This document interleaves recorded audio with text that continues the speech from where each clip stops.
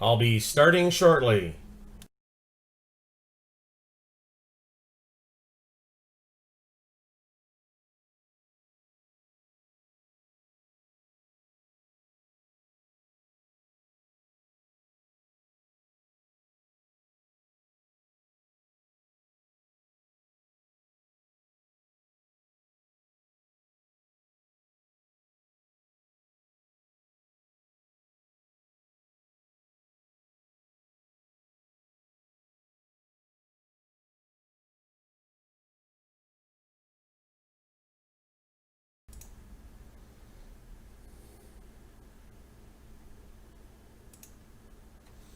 Hello and welcome to Microcontrollers with kingernorth.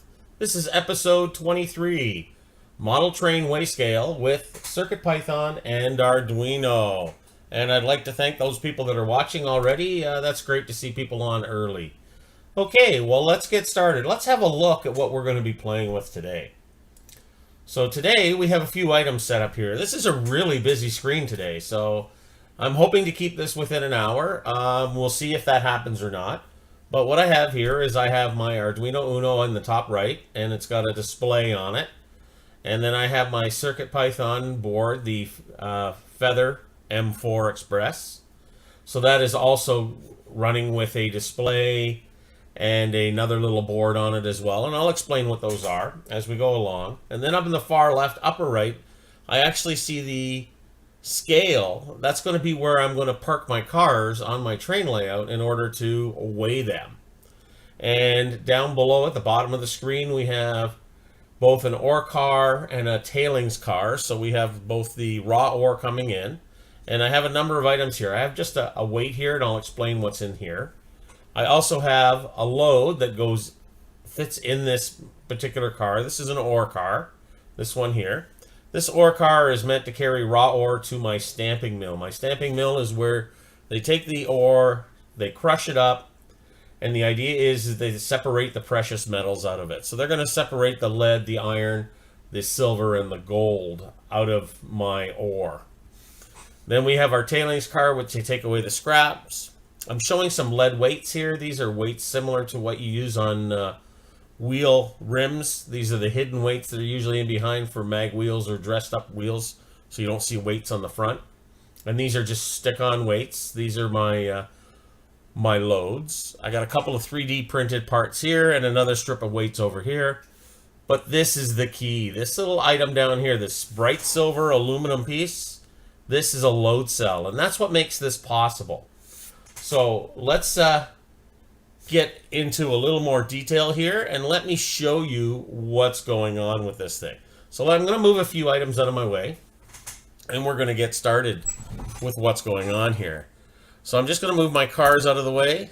We don't need them for the moment. We will soon enough. I'll talk more about the loads when we get to them. What's going on with those? We'll move this away. We'll take our lead weights out of the way. We're even going to move our load cell. Well, actually, that we're going to be using. But first of all, I need to get a couple of things sorted out here. So I'm going to move some items around. And I'm going to move this like this so that you can see it better. And I'm going to show you what's going on with this scale. So first of all, this is the key to the whole thing. This is a load cell. Now this load cell in particular says, if we can get it without the light on it, there it is, 1 kilogram. That's what this thing will hold. This thing is actually a very precision piece made of metal. Even though it just looks like a block of aluminum, which it basically is, with a couple of holes drilled through it, but they are specifically drilled or milled out of it. They have some mounting screws at each end of this bar. And they have 4 wires connected. And typically the 4 wires for most load cells are black, red, green, and white. And that is pretty typical for a lot of load cells. There are some 5-wire load cells out there. And of course these could change colors depending on the manufacturer. But most of them are made this way. Now, load cells are something that we should all be common with. We should know about. And if you don't know about them by name, you've certainly seen their use. Every time you come out of the grocery store and they place your produce on a scale to weigh it, to say how much it is, because you buy it so much per pound or so much per kilogram. There's one of these or more underneath that top plate of the scale. And these are load cells. And what this does, this actually measures the amount of weight that's on here, but it doesn't know the weight in itself. It just produces a signal based on that weight. These 4 wires are connected to parts that are underneath these silicone pads that are on here. So you got to be careful with them. You don't want to damage them because you'll destroy the load cell. These are actually a precision-made item. This particular one, they refer to this as a strain gauge. So you may have heard the word strain gauge before. This is actually what's inside your scale that you stand on. This one wouldn't handle it. This only handles up to 1 kilogram of weight. But they come in various sizes, and I know we even had some at work that would hold about 10 tons per load cell. So they come in quite large sizes. And these wires, when produced and hooked up, I'm going to show you how they work, but basically they produce a voltage signal across the green and the white wire. And that's that voltage signal that we use to determine how much weight's been put on this. And the deflection is not really, you can't see it by the eye how much this deflects. So when we actually add weight to the end of this, we fasten one end secure. So what I have here is I have a load cell. This is my base that's solid. On this one end where the wires are connected, I have it bolted down solid. And I have bolts through the bottom of this board holding this thing solid so it can't move. At the other end, I've added and I've put on this movable plate. And that's my track that my cars can sit on. So that's what I'm going to scale my weight on based on how much pressure or weight is pushing down on this. And the one thing that's common with these, regardless of who makes them, is they give you an arrow to tell you which way deflection should go. So I've just built this little platform. This little white cover that's on top of it does nothing more than that's a template later on for me to cut a hole. It's a very close fit, but it's not touching the side anywhere around. There's a small gap all the way around the platform. And that small gap allows me to take that weight and allows this to move freely, and it does move. And just because this is a model, and I may have to get into it later on, I've actually put an access cover into it with the 2 screws that I used to get down to the bottom.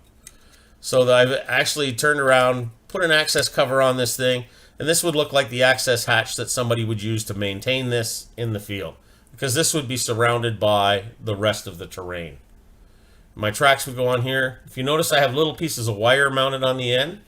These little pieces of wire are nothing more than to continue my electrical connection from one side to the other, because there's going to be a gap from these rails to the following rails on both sides. So that's basically the construction of it. It needs to be mounted fairly precise because you're going to drive cars up and down on it. So let's plug this in and start seeing what we can do. And I'm going to take this wire here. I've already pre-configured it to line up, and I'm going to plug it into there. Now, just to show you that it does change, I'm going to put a slight bit of weight on here with my finger. And you can see I'm already getting numbers on that scale, and we're going to figure out how we do that. So I get some pretty big numbers on there, and we'll figure out what they do. And I'm barely touching that. Believe me, I'm not putting much weight on that at all. So we're going to talk about that. Now we're going to see if we can't bring this in just a little bit closer to show you what's going on. And we're going to jump over to the other view. So let's do that. Let's go to our main view. And this will allow us to bring in our program in beside it. So we're going to start with the Arduino program. I'm going to show you a couple things that are going on here. So let me open up the Arduino program. Actually, we're going to have to build the Arduino program. So we're going to actually go through that step. So let's talk about how this is wired up. Let's talk about how this electrically works. So the first thing that we want to do on here is we want to know, how does this signal from this board here get to the Uno? Well, we're going to go through an interface board. So let's have a look at what's, first of all, inside that load cell. So we'll start with that. So let me turn that on, that image. And this is what's inside the load cell. What it is, it's referred to as a Wheatstone bridge. And these are 4 precision resistances. And they are very small. Well, they're not that small, but they're accurate. The accuracy of these are very, very tight tolerance. So what happens here, the excitation is where we apply an external voltage. And then what it does, it looks at the output which comes off of the middle of the other two sides. And what happens with this pieces underneath the silicone on the top and the bottom of the load cell is those are referred to as strain gauges. So they're SG1 through SG4. And what happens is that we flex this resistance will change. What we end up with is a difference of voltage across this drop, those two leads. And it's that voltage that we're concerned with. Whatever that voltage is, we can read how it changes. But it's a very, very small amount of change. We're actually dealing, in a lot of cases, with microvolts. These are very, very small numbers. So our Arduino cannot read microvolts very well. It has a tough time with that. In fact, it likes 0 to 5 volts on the Arduino, or 0 to 3. It doesn't like microvolts. They're just too fine of a scale. So what we end up doing with this is we end up running this through an amplifier board. And let me just show you what's going on there, and we'll move over to the drawing for the Arduino. On the Arduino, we have the Uno. The Uno is connected to the LCD screen here. This is connected through I2C, so this is just a standard I2C. We've used these displays in a few of our programs now, and this just gives me a nice simple way of displaying the results so somebody can see it. And this is what I would mount on the layout so somebody can see it. I've included here a green LED. This green LED is going to tell me when I have a stable weight, and I'll get into that when we program that, but it's just connected to an output pin here, and this happens to be output pin 5. Then we have this, and I don't have a picture for it in here that actually looks like it, so I have this little board in here, and this is for the Arduino. It's called an HX711.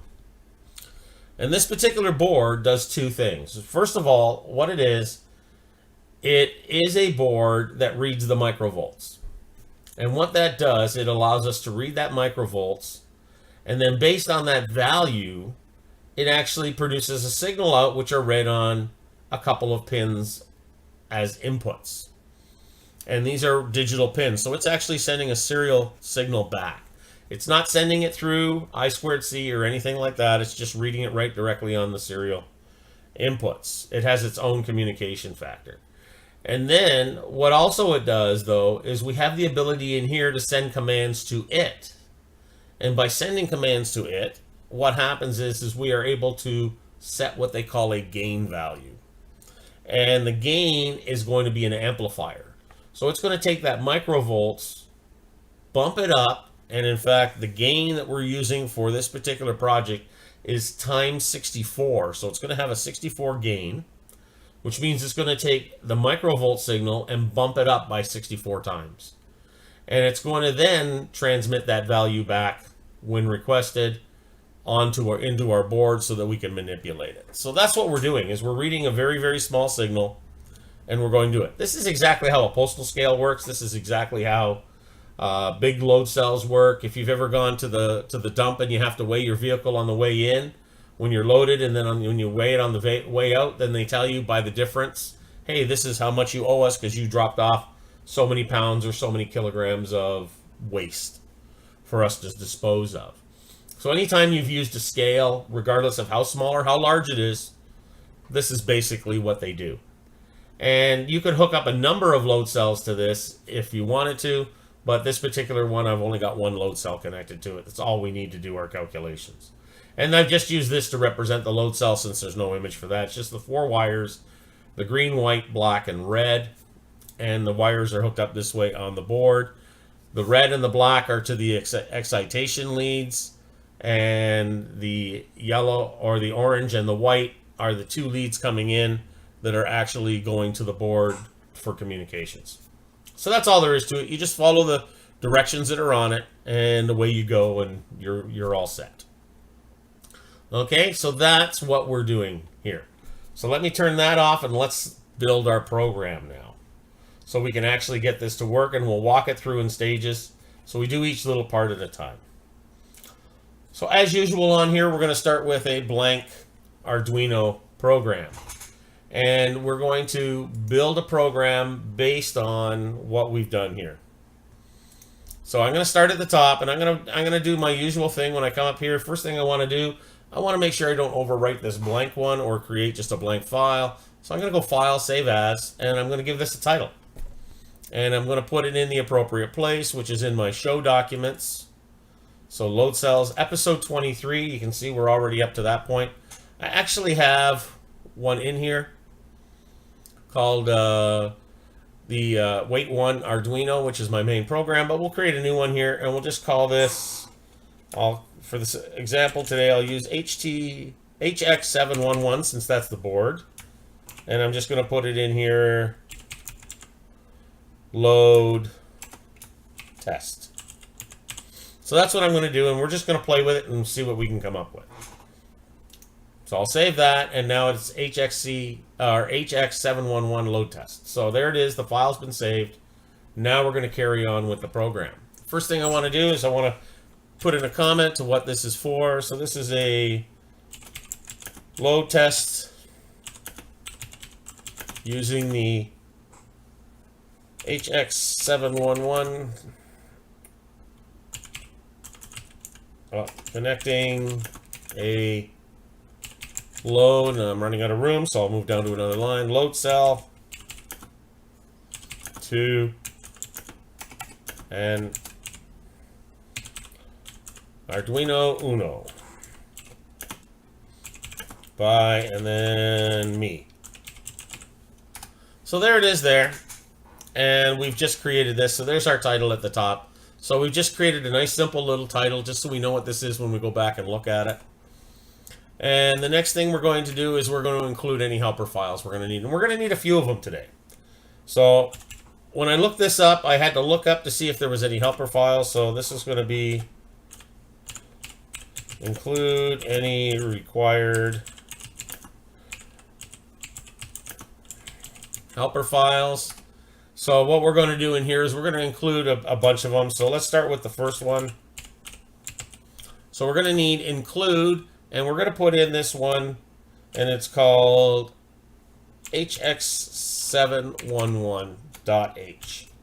And actually what I did to find that, we can give you a little bit of a, what have I got here? I guess I shouldn't hold 711.h. That's better. So when I go to include that, what I did was I just went up here to Tools, actually Sketch. I went to Include Library. I didn't have at that time. If I scroll down here, you can see I have a whole bunch of stuff, but I have actually here an HX7711 Arduino library. I found that by going into the top here. I went into Manage Libraries, and what that does is it opens up a window. So if I hit Manage Libraries, let's see where that pops up on my screen. Oh, right in the right place. I'm going to be there. And then all I did in here is I just went in here and I typed in HX711 and I let it search. And all of a sudden I found a bunch. This one seemed to be fairly modern. It's by description. You can see though there are a number of them. There's 4 of them that you could choose from. You could try each one yourself. But this one here talks about it, and it talks about this being a 24-bit. It's just off the edge of the screen there. This is the HX711 happens to be a 24-bit analog to digital converter, which is what we're doing. We're taking an analog signal, the voltage, and we're converting it to a digital signal. But it does it to 24 bits of accuracy, which is really high. And that's one of the reasons why this works so well. So this is a nice library. This is the one I found that works the best. So I chose it. And then once I chose it, I was able to include this at the top. I was able to look at their helper files and see what I could do with it. And from that, I figured out what I wanted to put in my program. So that was the standard one we used. Now, we do need some more helper files, so let's get to those. So I'm going to go into here to include, and one of the ones we're going to be using is we're going to be using wire. And this is one we've added often, many times. And if you notice here, I want to point out something that I've done here. In the first example, I put in double quotes. In this one, I put in the less than and greater than symbols. Either one works with the define when you're including stuff. You can put it either in double quotes or in less than, greater than. Both work fine. Wire.h, what does that do for me? Well, that brings in, and that's my I2C communications is handled with wire.h. So we need that to talk to the display. Also to talk to the display, since this is the, we're using a couple of the Adafruit files that we've used in the past. So I'm just going to go ahead and include those here. And the first one is Adafruit_GFX. This allows me to add some special graphics if I want to. I may need to do that later, but it's one that I normally use with this. And then I also use pound include. And again, I'm going to use the Adafruit one because I like their examples. They work really well for me. And this is going to be the one for the driver that's on the screen, which is an SSD1306.h is always the files. That's your helper files are a .h. And we're going to put that on the end of it. And now those are all our helper files that we're going to need for today. We're going to need the HX711.h to know how to talk to that analog to digital converter board. We're going to need wire.h to talk to I2C. And then we're going to need the Adafruit._graphics and _SSD1306 to set up and talk to the OLED display. Now this is, I'm gonna do a copy and paste here really quick for the OLED display because we've done this one lots of times. Now, so every time I've used this display, I've used this. And what I'm going to do here is I'm just going to move this over so you can see it. And it says set up OLED display. And this is just a comment. And I've reminded myself that the SDA goes to pin A4 and SCL goes to pin A5. I've included that in the documentation in case I forget, so that I don't get them backwards, because they don't work when they're backwards. One is the clock and one's the data line. This is the data line, this is the clock line. Then we're going to make some definitions here. The size of the board I happen to be using is I'm using a 128 by 64 board. And I'm using an pin 4 as the reset, even though there's no actual reset pin on that one. I have to assign something to it because this driver wants it. There are some OLED boards that have separate external resets, in which case we would wire that up. And then the last thing is here is we're just creating the object like we normally do. So we always create the object. So we're going to create an object for the SSD 1306 called display. We're going to set the width, the height. We're going to tell it where the communications are and what the reset pin is. And just at the end there, and that's the end of the line. So that's what that is. And we've done that a few times now. This is not anything new. This is just what we've done. So now we've created the OLED object.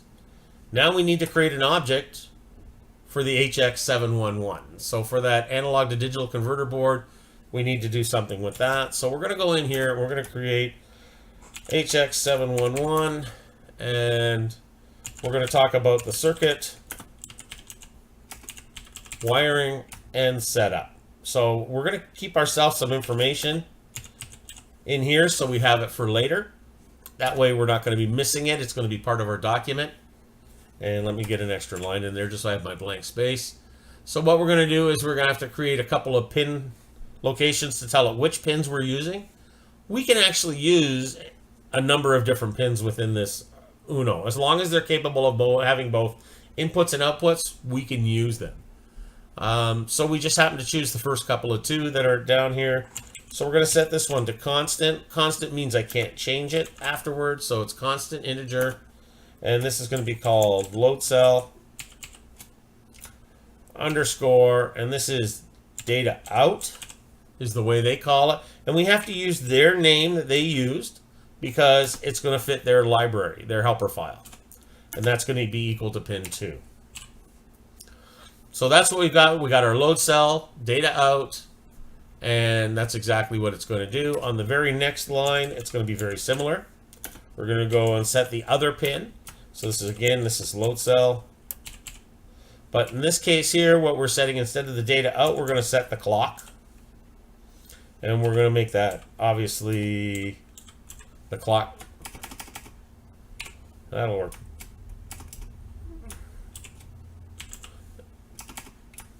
And if I get it all correct, it'll be fine. So there we go. That's actually the better way. Now, there's going to be a couple of more variables that I require. There's actually only one more part it needed. I created some things for myself later on. And I'm going to be wanting to take these things in long. Don't forget, this is a 24-bit number. So it's going to be a big number. So an integer just isn't big enough. An integer only takes 16 bits. So we're going to create a long integer. So they just call it long. That allows it to go to 32 bits. So it's big enough to handle the 24-bit number. And we're going to call this one the MT weight. And empty, that stands for empty if you read it. MT, just like the word empty. So that's my empty weight is going to be a long value. And we're going to set that in the program so we don't need to give it a default value. We're also going to create one called for the load weight. And that one I will default set to 0 to start it. I don't want it to start on its own. And I'm going to set another one called for long called car weight. And what that basically is, I want to know what the weight of the car is. And I'm going to set that to 0 for now as well. And the last thing is we actually create the HX771 object. And we just do that very simply in this one. 711. And we're going to call it scale. And that's all it is. It's now defined as that. That's no different than creating the one up here for the Adafruit SSD 1306 for the display. We now created one here for the HX711 called scale. Just so we can use the word scale and we can use the word display as we go through our program. It's a lot easier than typing in that other phrase. So we're going to have to put in some more things in here. So I'm just going to scroll up a little bit. Let me go in here and we're going to create, and I'm going to leave this spot blank for now. So this is going to be create any other needed variables. And this includes pin locations. So we're going to have to add something in here, and we'll just add that when we get to that part of the program. In the setup file, we're going to change a few things here, so let's get rid of that. One of the things we always want to do is we're going to start up the OLED display. So we're going to do that. So let's start up the OLED display. And we're going to throw in a bunch of comments for this. Again, this is right out of their examples. So we're going to go ahead and grab all of this information. I'm just going to put it in and then I'll show you what it is. There we go. I want to put it right there. So what we've got here is I have display begin, and this is something we always do when we start. We have to start up our object. We have to get it online. And we tell it that it's an SSD 1306, so it comes from that helper file. And it's switch cap VCC, and it gives me the address of the board on the I2C address, which is 3C. Then what I'm doing is I'm telling it to clear the display. I'm basically setting the color, the text color to white, so that I have, because I can only have white or black. And black would be the same as the background in this case. If you want to invert the colors, you would set the text color to black. And then you'd have to set background to white. But by default, background is black. Display tells me to refresh the display, so it displays that on startup. And I just put in a slight delay after that. Just to keep myself happy. The next thing I want to do, and we're going to use this throughout, is we're going to start up our serial monitor. So let's do that. Because we want to be able to read these values back and see what's happening before we get it to the display. So there's our serial monitor, and that's just simple. We've used this on lots and lots of programs. So this is begin at 9600. We don't have to be fast on this. So that takes care of that. And then the last thing we need to do is we need to start up the HX771. So we're going to put in another comment here. Start up the HX711. And this is done with a few commands as well. And I'm going to copy and paste these, and then I'll talk about them just so you know what's going on, because we don't want you to be lost. But there's too much to just type it out. If I make a mistake in here, we don't like that. So here it is. Here's the whole thing. So let me just move this up where we can see it. So scale begin. So scale dot begin. Same as serial begin. Same as display begin. It's very similar. Then we have to assign our 2 pins that we created. What are they? What are they going to be called? Now that they're in the right place, it'll work. Then we have to set something called the gain. And we do have a few choices on here. Although it's pretty minimal on this board. This particular input that I'm using can only measure the at a gain of 32 or 64. And then they have another, if you use the other set of pins that are on that board, you can actually get the gain down to 16 and less. So there's some limitations. It creates a 1-second delay to allow it to set up that and get the reading started. And then what we do is we actually empty, my empty weight is equal to scale.read, and it just takes a reading from the scale. It just proves that it works, and it says delay 500. And I'm not doing anything else with it, and that's really all there is to it. So that's what we do to get this thing started. Then we're going to go into our main loop. So these are our 3 things that we had to start up. We had to start up our OLED, we had to start up our serial monitor, and we had to start up the analog to digital converter board. We did all that. So that's our startup section. So now let's move on into the main loop. I know there's a lot of stuff in here, but we're going to make it so it works well. So the first thing we want to do is we want to check if the HX711 is online. We just want to make sure we can actually read it. So what we do is we throw in here an if statement, and we're just going to say if, and don't forget we called the object called scale, dot is ready is a predefined word within the helper file. So if it's ready, and then what we're going to do is we're going to say do whatever's inside. Oh, actually I don't want that one in there. This is an if statement. We throw in a brace. So it'll do anything inside of this bracket here that we want. So we can actually go in here and we'll actually have it do something. I'm going to leave that blank for a moment because what if it's not ready? Well, what we can do is we can throw in another statement here. And this one will be basically if it's not ready, I want to add in one little bit here and I want to do a little serial display. So I'm just going to go serial monitor. Serial starts with a capital. Serial dot, and we're going to put in here print ln. And we're just going to post a message saying the HX711 not found. So we'll actually get a display up there and it'll just repeat and repeat and repeat. And it'll come up on our serial monitor saying, hey, I lost communications with it. And that's really all we're doing there. We're just saying, okay, that's fine. Hey, if we got a problem, let's get it fixed. And then we got to do one last little thing here so that it's not reading too fast. We want to slow it down a little bit. So I'm going to go in here and I'm going to create a short delay. And on that short delay, I'm just going to set in the word delay, and I'm going to set it for ½ second. So 500 milliseconds. So there it is. If I lose communications with the board, with the analog to digital converter, it'll say, hey, it's not found. If it is found, what it's going to do is everything in this if statement, which we have nothing right now. So the first thing I'm going to do is I'm just going to verify this to see if it's happy. See if I got any errors in it and I created a typo before I get too far into it.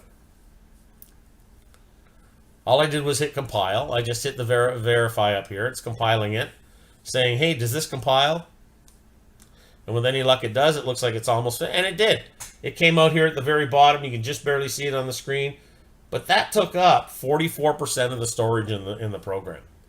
So already, with those 3 objects loaded in and a little tiny bit of code, we've already used up 44% of our storage area.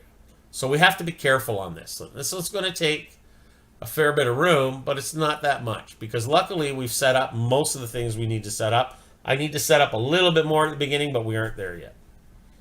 So now let's get some readings from our scale. So let's go into this. If the scale is ready, let's get a reading. So they actually do this pretty easy. And I'm just going to call this one my load weight.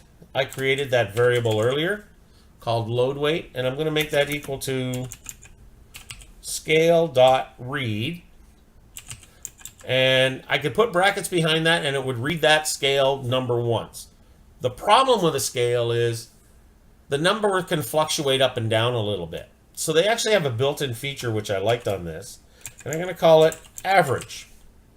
They actually can do an averaging, and then what you do in here is you put in how many samples do you want it to take to create the average. And I'm going to say take 10 samples. And I'm going to create that average. Hey, that's great. So as soon as I have a weight, I'm just going to read in my average of 10. And what I want to do with that is I'm going to create a print statement down here, and I'm going to create it outside of this, so hopefully we don't have any problems, but I think I can create it outside of all of that. Actually, that's not the place. We'll throw it in here. We'll throw it in here as part of the... If we've got a scale, well, then we're going to do something else with this. And what I want to do is I'm going to create a nice little thing in here, and let me just see if there's anything else. Boy, this is always gets interesting here to make sure I'm putting it in the right spot. Yeah, what I'm going to do is I'm going to put it in here, and I'm just going to go print the raw value. And what I'm going to do here is I'm going to grab a serial.print, and I'm just going to put that in quotes, and I'm going to say raw value, and we'll go serial.print, and let's see what it comes up with. And this will be ln because we want a line return after this one. And we're going to throw in that one that says load weight. So there we go. So now let's go ahead and save this. So I'm going to compile it and upload it into there. And I'm going to turn on the serial monitor and we're going to see what we get. We're just going to get some numbers. So this is how we start building our program up. So there it is. We went from 44 to 45%, adding those few lines.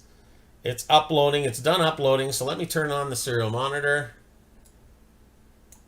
and bring that down here. There we go. Now we can see it, and we can see we're getting a raw value, and it's a negative number right now, which is just fine.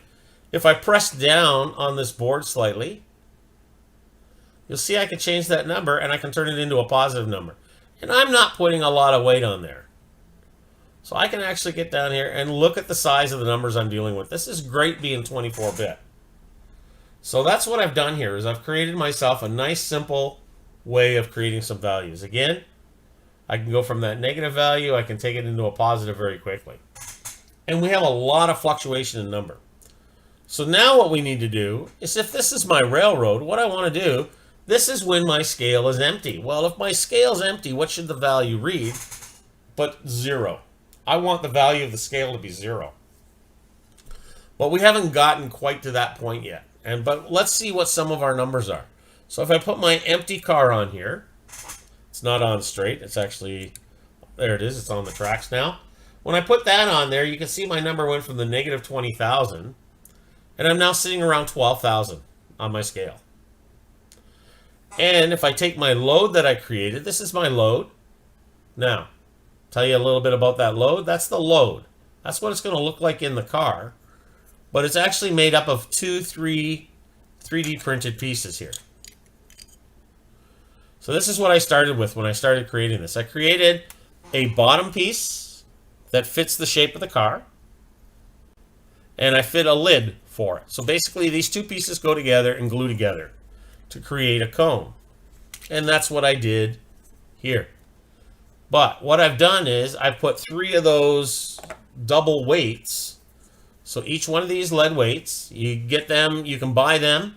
You can get lead weights from wherever you want. If you know somebody who has a garage or somebody you deal with, you might be able to buy a box of these. That's what I did years ago, and I'm still using them. I think I bought a box about 20 years ago, and I'm still using these weights. These are 1/4 ounce per segment, or 7 grams. So I added 14 grams times 3 to this. So I added the weights, and basically what I did was I took this bottom shell and I laid my weight in there, and I had to trim them a little bit in order for them to fit nicely, and I took the sticky tape off the back and I put 3 sets of those in there.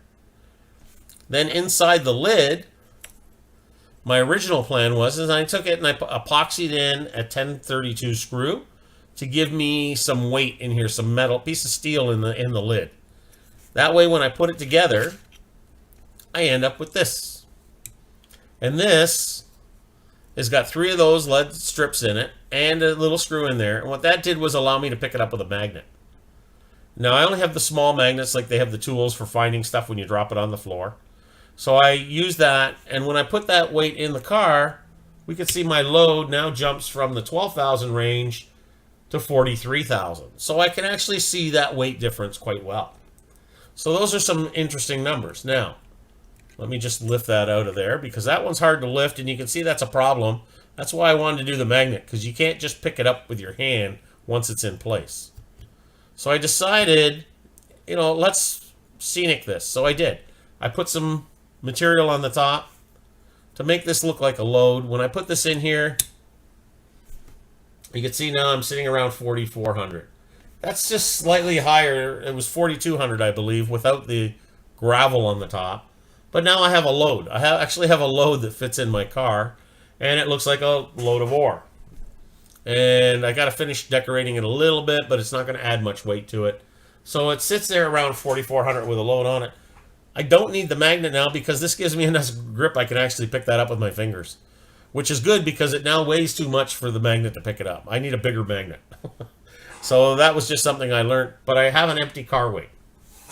So this is what we're going to have to deal with, and let's see what we do in our program to make that happen. So let's get back to our program. Let's go in here, and what we need to do is we need to do something we've done before. We use the map command. Because I know I got those raw values in, but what I want to do is I want to change the values out a little bit. So what we're going to do, let me get down to this raw. This is where I read the scale. So if it's ready, I get my load weight. So after I've done my load weight, I want to do something to it. I want to manipulate that number a bit. So what I'm going to do is I'm going to map out the reading.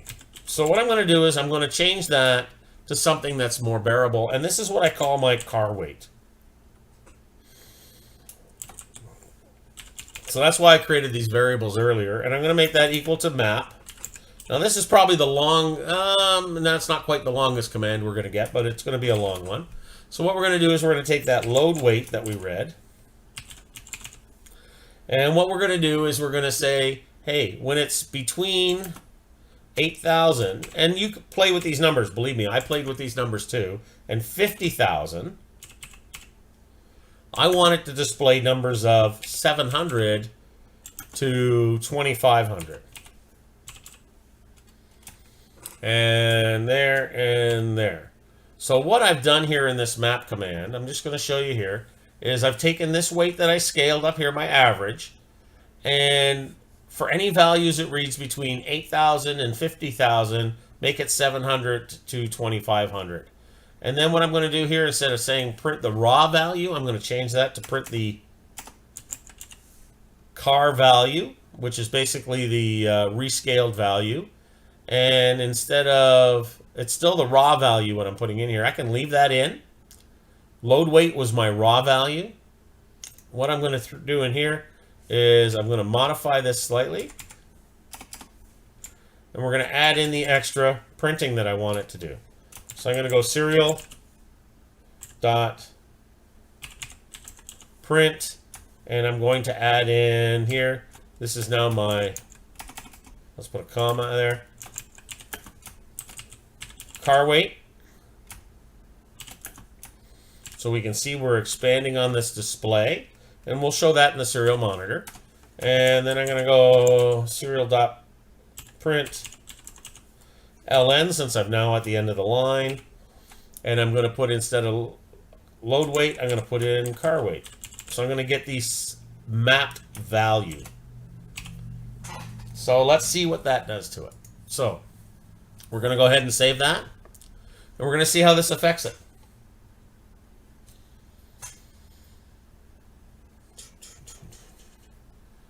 So, and we're going to see this number, and we're only going to see it in the serial monitor. It's done uploading. And now, I'm going to have to scroll that over quite a bit here so you can see how the numbers go. So I now have a raw value of negative 20,000, but it's giving me a negative car value of 500. If I put an empty car on here, there we go. I'm going to throw my empty car on there. I end up with, instead of 12,000, I'm now scaled around 1880. I think it comes up to. So around 1881, it seems to be holding pretty steady.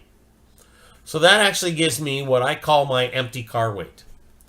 So my empty car weight is right there. Then what I do is I take my load and I put my load in it. So now I'll sit my load in here. All of a sudden my scale jumps up. I now have a car weight, instead of 880, I have 2,248. So I've actually created different values for this. And you can see that number settles out pretty good. It does vary slightly. It went to 47, then back up to 48. And it'll do that as I bump the table. I'm tapping on the table a little bit. And on the layout, you may move your car a little bit back and forth. And you'll see the numbers will change, but then they'll settle out. So I actually now have a weight of the car. And these are simulated weights. These are, you can make these numbers anything you want by playing with the scale numbers in the mapping. So that's what you do, is you take the first two numbers of the map, tell you this is from my raw value, take this range to this range, and make it equal to this range for my output.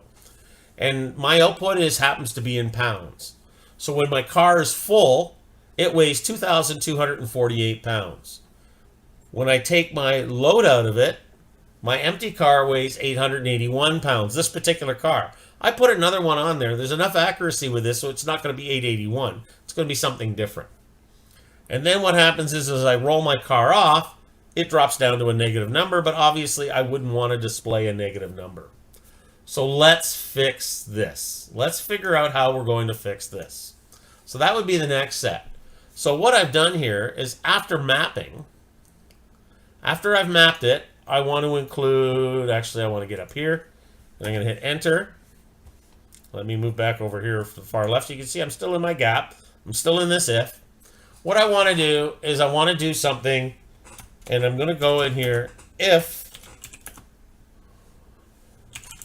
the weight is below 0, set to 0. There we go. So what I'm going to do is, if it drops below 0, I never want to read a value less than 0 on the display. So what I'm going to do is I'm going to create a little thing in here, and I'm just going to create another little if statement. If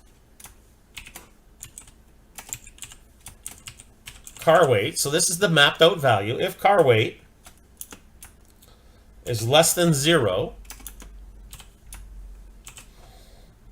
what I'm going to do is I'm going to basically set the car weight is going to equal 0. So what I've done here is basically said, instead of seeing that negative number, I don't want to see a negative number in my car value. If my scale's empty, I want to see 0. That's what I've done. So what I'm doing here is, let's see if this works. Little changes, big choices. We're going to run over this hour, I know we are, because we aren't done yet. But we're going to let that compile. We're going to let that load, and then we're going to walk through that process again of putting the car on.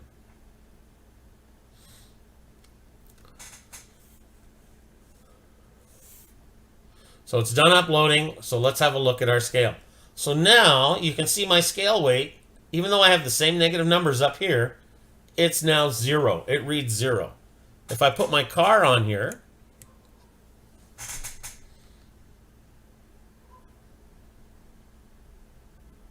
ooh, what happened here?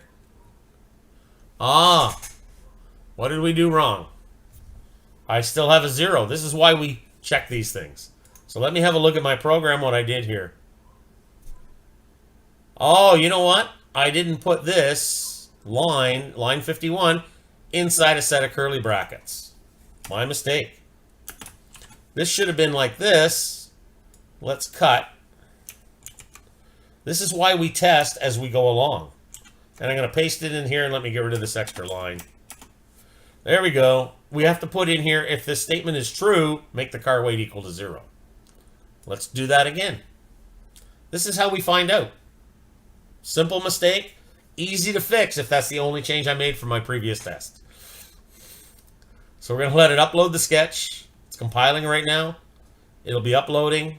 As soon as it's done uploading, I'll call up the monitor. And let me take the car off of here. When I take the car off, my car weight is 0. I put the car on now. My raw value is above 0, so therefore it displays the results. And if I add my weight, it brings it up too. And if I remove my car, it goes back down to 0 for the display. So there you go. So that's how you get to manipulate the numbers. So that's the first part. We need to write this out to the display now. We need to do something with the display. So let us get to that. Let us figure out what we're going to do with the display. So what's going to happen here is we're going to set the display. Now I'm going to speed this up a little bit. For something else too, we're actually going to do a little bit different. And actually, yeah. Oh. I don't need that part yet. I'm just trying to figure out what else I need. So let's set up the OLED display. I got a number of rungs of code here. And actually, okay, car weight, if it's set below 0, here's my print. There's where my print of my true statements are. Let's throw it in here. So let's go over what I just added in here. So after it prints out the information out to the serial monitor, what I want it to do is I want it to clear the display. I'm going to set my text size to 2. I'm going to set a starting cursor position, which is 10 rows down. Actually, it's Y and X. It's going to move it over 10 spots just to center it. So it's going to move it across 10 and start at the top. And it's going to put in the word car scale. Then it's going to change to text size 3. It's going to go across 30, down 28 rows.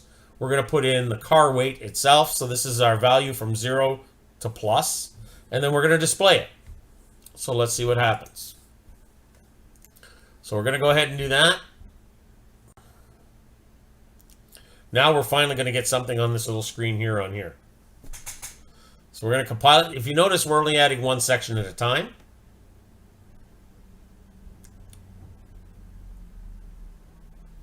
Done uploading. Let's have a look at our, when we start getting values up, we see we have a car scale of 0. If I put my empty car on here, so this is what your operator needs to see. I'm going to bring it in here, and there's my car weight. You notice it's slightly different than before, even though it's the same car. I think it was 881 before. Where it happens to be positioned, I'm getting 879. So I'm seeing that 879 not only in my serial monitor, up here, but I'm also seeing it on the display itself down here, 879. When I add my load, it's going to jump up and it's gone to 2246. So there's my loaded car, and now I could wheel that car on and off, and as I just roll it back and forth, we can see those numbers are bouncing around. When it settles down, okay, 2247. So there's my 2246. So there's my loaded weight. So it's right in that ballpark. So that tells me that it works. This works really, really simple. And you can bring loads into a mill, take off the loads, and then weigh the cars coming back out in order to get the numbers on them. So that's what we've done here. So this is one of the nice little things we've done here. But we're not done. We're going to make this even better, because remember I added this green light to it. If you're in the train, what you're waiting is somebody to do a hand signal or something else to tell you that they've recorded the weight. So what I'm doing is I'm going one step further, and I'm going to have a light come on when I have a stable number. So let's figure out how to get that in there. And this does require a couple of things to be done. One of the things we're going to do is we're going to add a little thing here. And I just got to... Okay. What I'm going to do is I'm going to grab one little line here. And I'm going to copy and paste this in just before I print out all the results. And it just matters that it does it before it leaves this section. And really what this is, I'm going to set pass weight equal to car weight. So I'm having something called passed weight. And that was the third variable I created up at the top in the setup. And it's just saying pass weight equals whatever the car weight was. So next time it reads through, we're going to see if the car weight and the pass weight are different or whether they're the same. So let's go into this part now, into the main loop, and let's make our light work. And there's a couple things we're going to do here. First of all, we don't want the light to come on if it drops below 0. So in other words, if the load is below 0, we say, hey, don't turn on the light. So really simple. If it's 0, we don't need to see that the light is on. So let's go in here, and in this same if statement, we're going to add something in here. We're going to put in a little comment that just says, turn off the green LED. So that's what we're going to do. Okay. And turn off the green LED when scale is empty. So that's what we want it to do here. Now, the problem is we haven't created our green light. Remember I said I'd have to go and add a couple more items? Well, let's go back up here to just before the setup, and let's fix this up. So just before the setup, I said create any other variables needed. Well, we do need 2 variables. What we're going to need is we're going to need something for the LED green pin. We're going to need that, and that is hooked up to pin 5. And we're also going to say integer. We're going to have to create something called passed weight because we're going to use that in ours. And for now, we're going to start with the value of 0 just to give it a starting value. So that's what it's equal to. So it's passed weight is equal to 0. In the setup, we want to add in some setup in here too. So this is just going to be, we're going to start here with setup the LED. This should be pretty straightforward to you by now. So what we're going to go in here is we're going to go into pin mode. Okay, and we're just going to choose LED green pin. And we're going to set it as an output. So we're just making sure that it's going to drive as an output. So that's going to make it happy. So we've set up the LED. Now we can actually use it in our program. And that's what we're doing here. So we're going to use it in the program. So the first thing we want to have happen, if the car weight is less than 0, set the car weight to 0. But then we want to turn off the green LED. Pretty simple to do that. We're going to use a digital write. And what we're going to do is we're going to go LED green pin. And we're going to tell it to go to low, which is turning it off. That's what we're doing. So we're just turning it off. But now we need to do something if it's not 0 because we need to affect the lights. And this is all that's going in this part of it is. So let's create an else statement. So if it's not less than 0, what do we want it to do? Well, we need it to check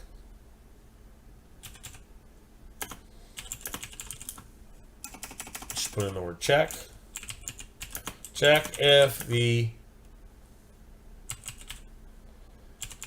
weight of the car is stable. And that's what we want to do here is we want to make sure that we've kind of got a stable number to work with. So what happens here is while I'm moving this car back and forth, as I do that, you can see the numbers change and they fluctuate sometimes by quite a bit. I'm at 23, 2500, 2200. And when I finally stop and settle down, it's 2246. So we're going to say, hey, only if it's stable do I want to do this. So if it's stable, I'm going to go here. And so what this is the longest rung in the whole thing. If, and what we're going to do here, passed weight is greater than car weight, choosing short words would have helped in this case, minus 50. And, so we use two ampersands, and past weight is less than car weight plus 50.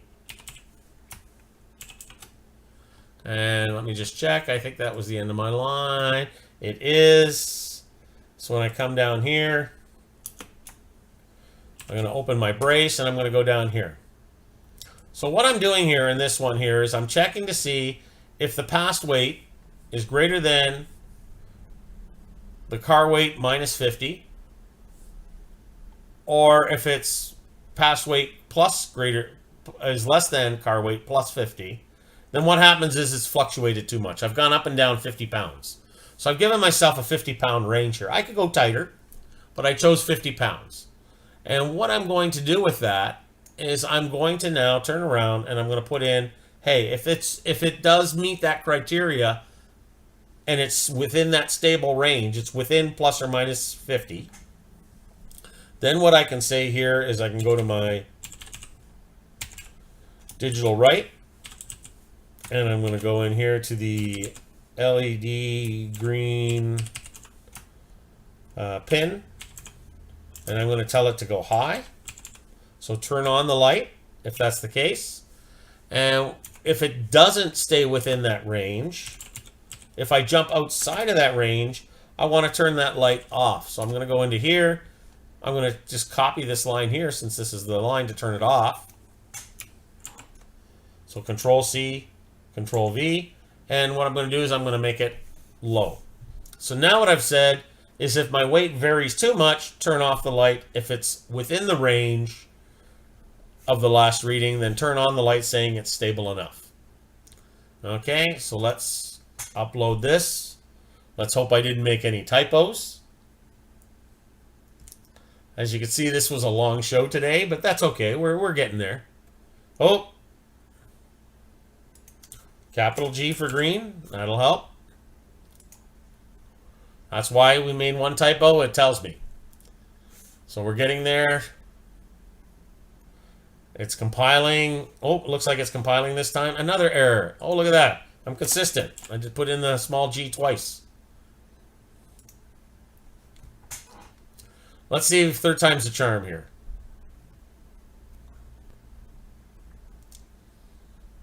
I did it correct on the high. Oh, look at that. I am consistent. Forgetting my cap. Did I do it up in the top part? I hope I didn't do it up here. No, that's capital. Boy, I'm telling you, this is going to make me work at it. So 3 times and I'm out. That should have been it. So, but I'm going to push on. Okay, so it's uploading. And we'll see what happens with our scale here.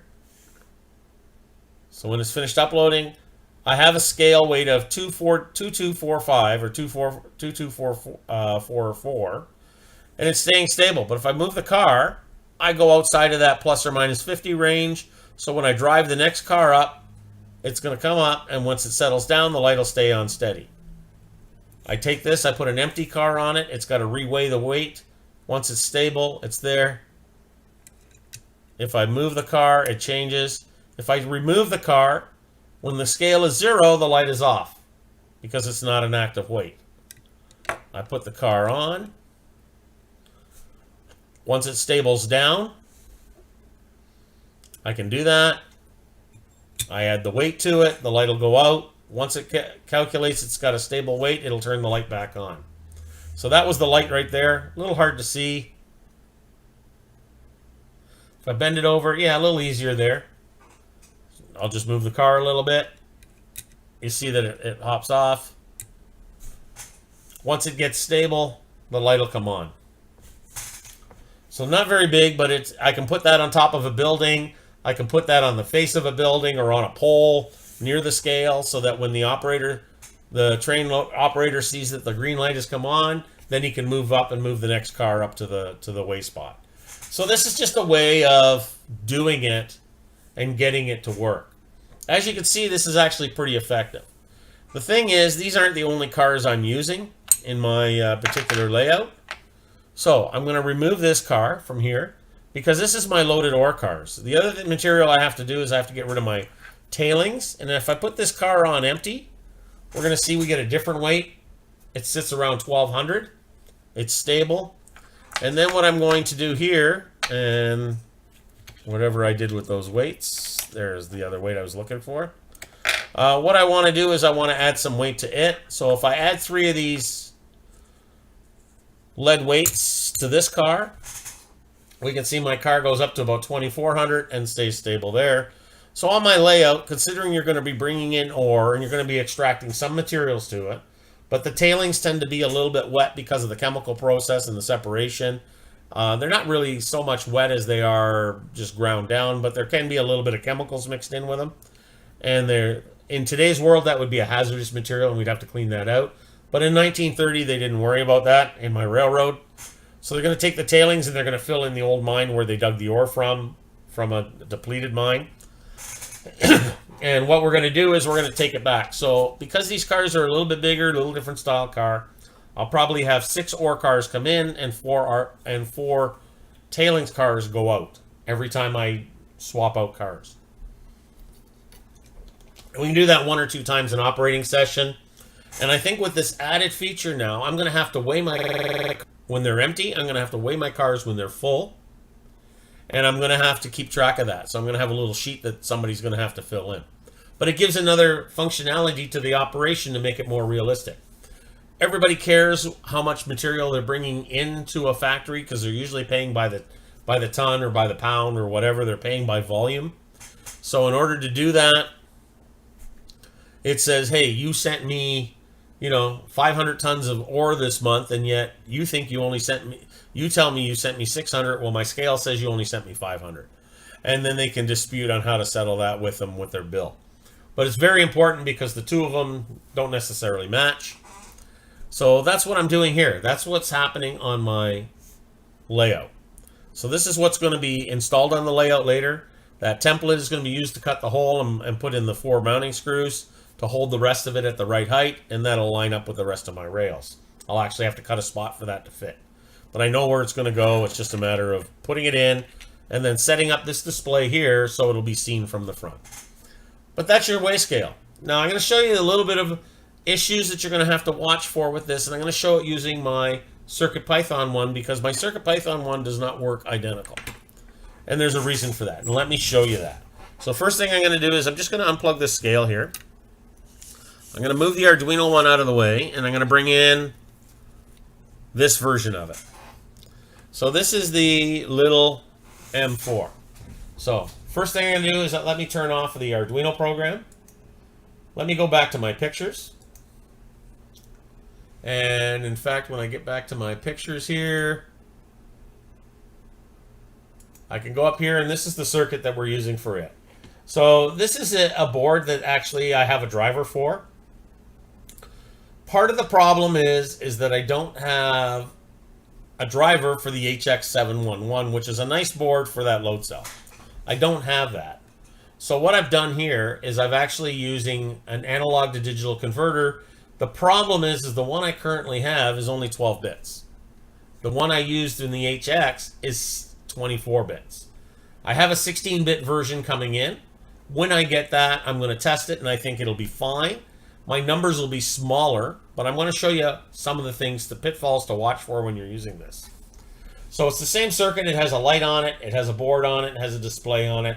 The difference is this board too, this I2C board actually, this analog to digital converter board actually is I2C. So both of these things talk to the I2C ports. There's no separate lines coming in.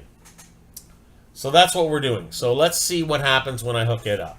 So let me just turn off that image, and I'm going to pull up the program in CircuitPython. And let me plug this in. Now, to do this, I matched up 4 color wires here, so my red goes to red. So mind my fingers for a moment here. Green goes to green.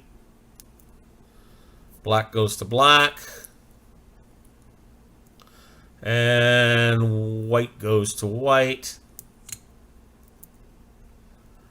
And eventually, there we go. So now we can see here that I have a scale. And let me move some wires out of the way. Whoa, shouldn't do that. Didn't like when I touched everything there, so let's try loading this file up again.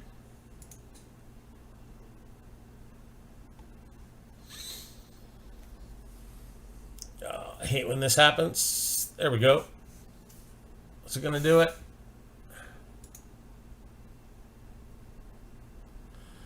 No, this is just one of the little pickier things with this one. I touched the wires and I think I shorted something. Oh, I pulled a wire out. That's what I did.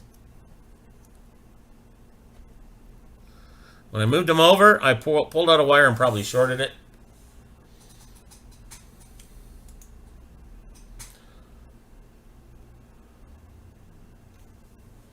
So now what I have to do is I just have to go in and unmount the board and then remount the board.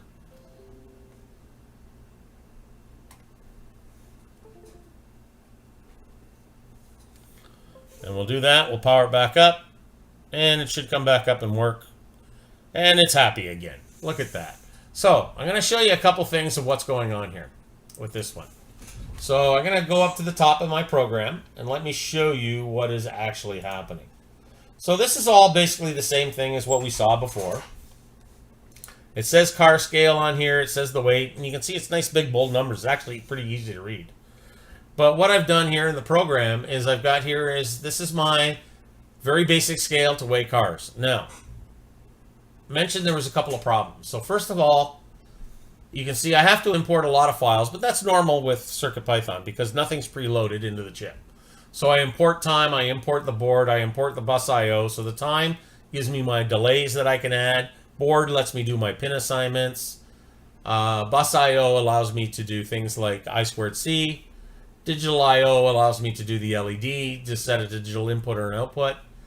The import Adafruit ADS 1X15. This is the board that I'm using. This is my analog to digital converter board. This allows me to use those. Display I/O allows me to use the display, the OLED. And then I have my bitmaps and my text that I bring in for my display, and also my SSD 1306 driver that also part of the display. And I've added one more item called random that was not in the Arduino program. I've added the random function. So down here, when I'm creating my objects, the first thing I need to do on restart is I need to make sure I release all my displays. And that's what that does. If not, I'll get an error on this I²C bus. So then I create my I²C bus.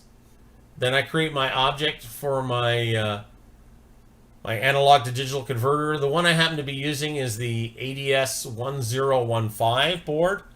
They also make an ADS 1115, which is 16 bits. This is only 12 bits of numbers, so it doesn't have the resolution that the HX711 has for the Arduino. Then I can set my gain. Well, this is the other limitation I have. My gains are adjustable from 2/3 to 1 to 2 to 4 to 8 to 16 times. I'm running 64 gain at 24 bits. That's why my numbers are in the tens of thousands that I'm using on the other board. I would be happy with hundreds, but tens of thousands is not. Tens of thousands is great. What I'm going to get out of this right now is not good enough to display real weights. Then I create an object for the display, which I've done many times. We've created here, this is our display bus. And it's just display I/O on I²C, and the device is at address 3C, same as it was on the Arduino. And then we set up the display bus, and this is where we set up the width and the height. So this was 128.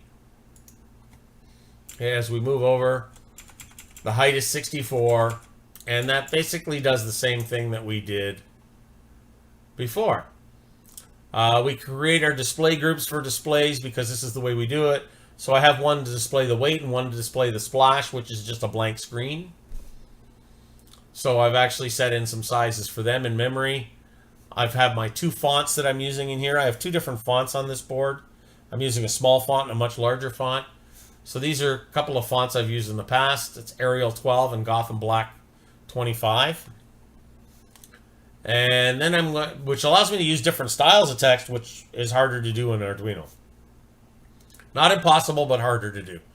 I can create various labels. So I create a label called car scale, which basically is the word car scale. And I created that using font A12, which is this one here. Font A12 is my Arial. I set it, text is equal to tcar, which is car scale. My color is set to white, and this is the position that it puts it in on the display whenever I use it. My pounds are going to set up in a number format. Right now it's 0.0. Pounds text is going to equal to the G25, which is my Gotham Black 25. It's going to say the text is equal to pounds text, and color's white, and its position. Then I set up the splash screen.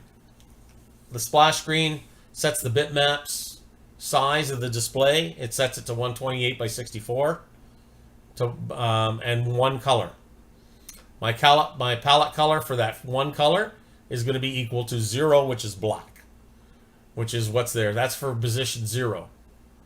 So I can either have position 0 or position white, and I come down here, I choose my display tile grid, I pick my color bitmap, which is up here, which is my size, my pixel shader, which is equal to color palette, and this should be color palette. This is just equal to the color palette, and then I set it to position starting at 0, 0.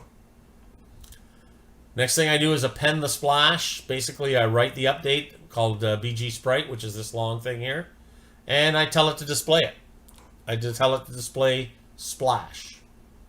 We use display to update the OLED in Arduino. We use display.show to update it in CircuitPython. And then you put in which screen you want to have displayed. I can have multiple pre-made screens. We're still in the setup. We haven't even got to the program yet. So here's my wait screen. Basically, I'm going to append the tcar value. I'm going to append the text value whenever I do this car screen. And then basically here for my LED, I just created it as an output. And the only values I need to put in here is my counter, my empty count, my full count. One last little thing, I print a little test thing here to display the other values. And if I scroll down here, you'll see I get a raw value and a volt value. Well, my raw values, if you notice, they're in amounts of 16. I don't get very much resolution at 12 bits. This is the problem. My numbers are too small. If I remove my car, I go to -16 for a moment. I'm sitting around -16, 0, -16, 0. So let's go back to my original car, which is not very heavy. It actually weighs about 50 grams. At 50 grams, it says that it's at 0. We went from -16 to a steady 0. If I remove that, it drops down. And when I put that back on, you'll see it moves back up to that. And when I put the load in it, it only goes up to 16. If I barely touch it, I can get it to go to 32, but I can't get it to go where I really want to go. I'm not reading good values.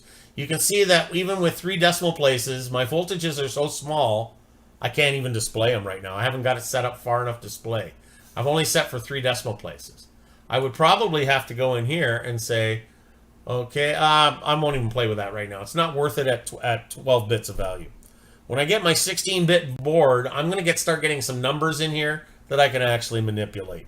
And that's what I'm going to be after for setting this up. So let's get back into what's happening here. I'm going to turn that off just so we can do it. So that's my raw values and that coming in. While true, I print my value and my voltage. So that's what I'm doing here. And we may see about that in a minute. I might see if I can update that slightly. What I'm going to do here is I'm just going to now go through a bunch of channels. If my channel is greater than -16, I increment a counter. Now this counter is what it's going to do is, otherwise the counter is going to set to 0. And this is my stabilizing program where I used the plus and minus 50 before. I'm actually saying, hey, if I get a stable number, if it counts 4 times, then what I'm going to say, if the full count is greater than, So if the count is greater than 4, go into this if-then statement, the if-else statement. The first if is if the count is greater than 6 or empty count is greater than 4, then the LED value is true. So I'm actually setting that. That's my LED bit. Just like I did in the first part of the main loop is if I got valid readings, then I turned on my green light. If not, I turned off my green light. And that's all this is doing. Then what I'm saying is here, if the channel value, in other words, the value is under 15, what I'm going to do is while the empty count is under 5, I'm going to say randomize this range. So I'm going to take some samples. And what I'm going to do is I'm going to say bounce it between 813 and 828. And what I'm going to do is I'm going to take that pounds and I'm going to display the weight. So when I first take the weight off of here, you'll see the numbers are changing for a moment and then they settle down. At this time, 819, I put the weight on. I'll take the weight off. This time they settled at 815. So what I'm doing is I'm allowing myself to get some variations in the empty car weights. There it is, 818. So I've tricked it in to displaying a number within a range that I'm happy with. And that's all I'm doing. I'm not actually taking the weight of the car. I'm just saying, hey, if the car is somewhere around here, display these numbers. So I've taken this is what my empty car should weigh. And then what I do here is I take my empty count and I just basically set it to, I set my count, full count to empty as 0. I set my LED to false while it's playing around. Otherwise, once my count, it says full count is greater than 7. So if my count goes up higher, then what happens is I set a heavier range, which is when this comes in. So if I get my full count is higher, and to get the full count, we actually see full count. Yeah, so my counter counts up, it counts up to 4. If the counter is greater than 4, then what it does, it starts looking for values. And then it says here, hey, if the channel's here, start looking for bigger values. So I'm just using my counts in here. Because what I do is my empty count is equal to empty count plus 1. This is just going through and doing random 4 times. This does random 6 times when it's full. Let me pull that out. There's my 426. I'll put my weight in. It's bouncing around and settled at 2224. So again, I just do a random number to create my value. And if all of this is empty, in other words, if my counter goes back down, I turn my LED off. I turn up my splash, which is my blank screen. This is something I didn't do in the Arduino. If my car is not there, you can see it settles out, and then it says, "Oop, there's nothing there," so my display actually shuts off, which is a nice feature, which I can add in a few more lines in my Arduino program. I just didn't create it. I didn't create the extra display features on that to turn it off. And really, and then this one just resets everything back down to 0, and it waits for the next car to come online. This is where I am in CircuitPython. This works. It doesn't work as well as I would like, but it's working. And what I need is I need more resolution and or more gain. And I actually need resolution more than I need gain. So that's what I'm waiting for on here is when my new board comes in. I'm going to see if I can't get the resolution out of it. I'm going to try something really quick to see if this works. What I'm going to do is I'm going to increase this raw value right now. Or if I open up the serial monitor, you see I get 3 decimal points.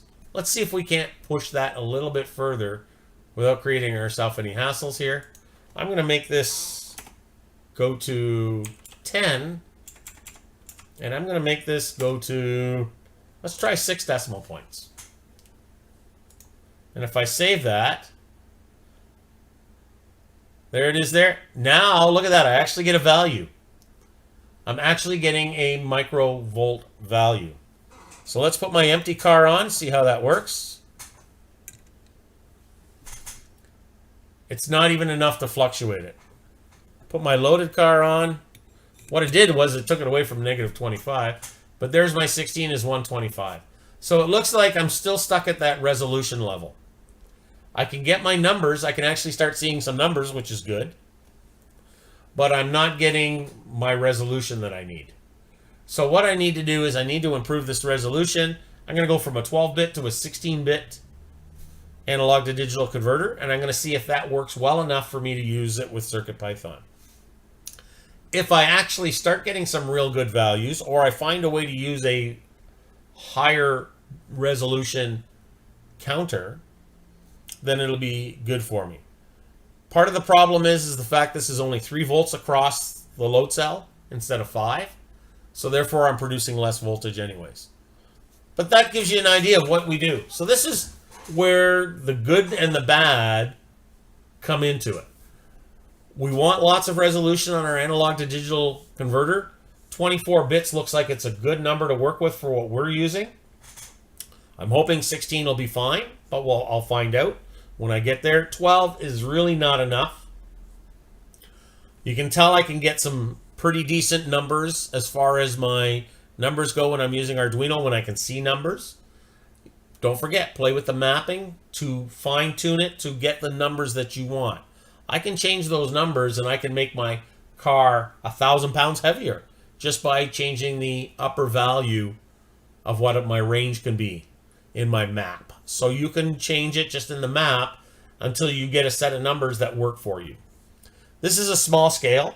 This scale will work actually with N scale, HO, O, G. You would just get a bigger load cell. These load cells, I'm just going to move that up a little bit. These load cells come in various sizes. They make them down as light as being 100 gram range, which is really borderline for what I want. It's too low. This is a 1 kilogram. This will work for most applications. If you're going to do an N scale like this, I would probably suggest that you get the 100 gram version of this, because then you'll get some decent readings off of it.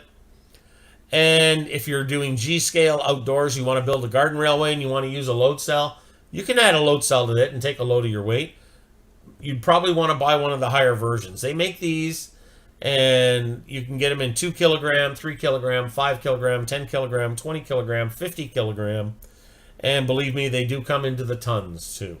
So there's going to be a load cell that will suit your purpose. And again, you can just tie it through the same type of board. These are not too badly priced when you're buying these load cells. You can get these load cells if you're getting them from China. You can probably get them for $2 or $3 each, plus a couple dollars for shipping. So it's about $4 or $5 to get one of these Canadian. If you want to buy it more locally, you're going to pay a little more, but you'll get it sooner. The boards themselves are not expensive either. They're a couple of bucks a piece. And you go from there, and you just play with it. But that gives you an idea of what you can do with model train weigh scales. So you could create these. These are not a big device. Once you're happy with what you've got, you could put them in a couple of places on your layout, add additional operations to your train layout, and enjoy it. Now, I know we've definitely gone over our time of normal. This is a longer show than normal, but there was more to show. This was a little more complicated. And I think this is the way some of our shows are going to come up in the future. They're going to be slightly more complicated. So don't be surprised if there's no show next week. I'll probably do another show in 2 weeks. It'll give me time to set up another project because we're past individual simple little items now. I'm creating a little bit more practical projects. So hopefully I'll see you next time. For now, I'm going to close this off, and I'm going to say thank you very much for watching this. I hope you enjoyed it. I hope you got something out of it. There's a lot to it. This was Microcontrollers with Kingernorth, episode 23. Model train weigh scale with CircuitPython and Arduino. Again, thank you. If you like it, don't forget to give me a thumbs up of approval on YouTube. I would appreciate that. It's always nice to see. You can watch other episodes, the other 22 episodes actually, on my YouTube channel, youtube.com/kingernorth. Or you can keep up to date with my Twitter feed and get me and follow me at kingernorth. That way you'll know when the shows are coming up, and I try to get information out to everybody ahead of time. So until next time, thank you. Enjoy the hobby, whether it be model trains, electronics, or both. And we'll see you later. Bye for now.